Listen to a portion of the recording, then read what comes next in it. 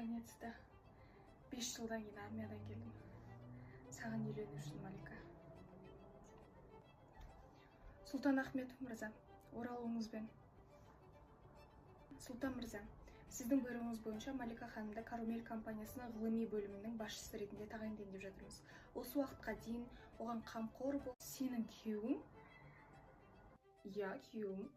Менің көмекшім жалған неке туралы контракт дайындаған, саған айтқан жоқ па не?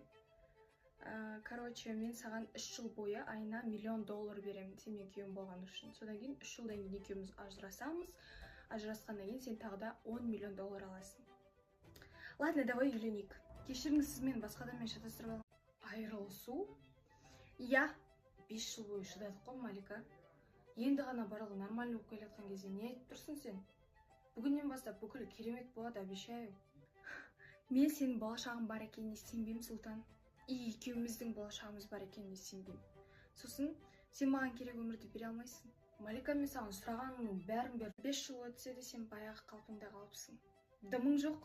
Мына формаңнан басқа. Формама тиіспе. Сен армиядан жұмыссыз келдің. Мен сені асырағанымды қалайсың ба? Маған вообще-то сен сияқты бейшара керек емес. Бейшара? Сен қызықсың, Малика. Мен осы уақытқа дейін басымды қатерге тігіп армияда болдым. Не только отаным үшін. Сен вообще білесің бе, бұл кеш сен үшін өткізейін деп жатқаны ол менің арқамда екен. Малика Карумель компаниясына менің арқамда кірді десей тағы. Дәл солай. Сен түсініп тұрсың ба вообще не айтып тұрғаныңды? Бұл компанияны әлемдегі ең бай адам ашқан. А сен просто мусорсың. Қоя қойшы осы жерден, пожалуйста. Мен, конечно, түсінемін, сен мен қайтарып алғың келеді, артымнан жүр. Вау, сенің адамгершілігі жоқ, өзіңді слишком қатты бағалайтын самооценкаң үшін сыйлық беру керек қой саған. Уайымдама, мен бүгінгі кешке келем. Сенің қалай позор болғаныңды көру үшін. Сен просто құр сөйлеуді ғана білесің.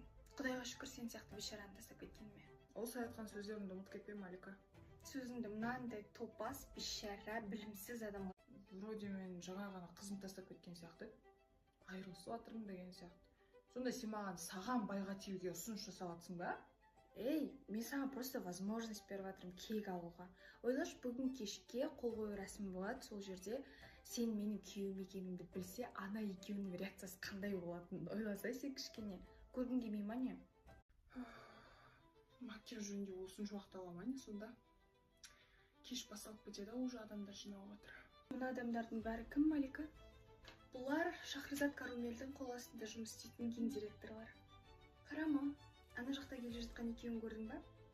Қазір сол екеулері мен өздері келіп амандасады. Бұлар вообще-то бұл ресторанның бастық.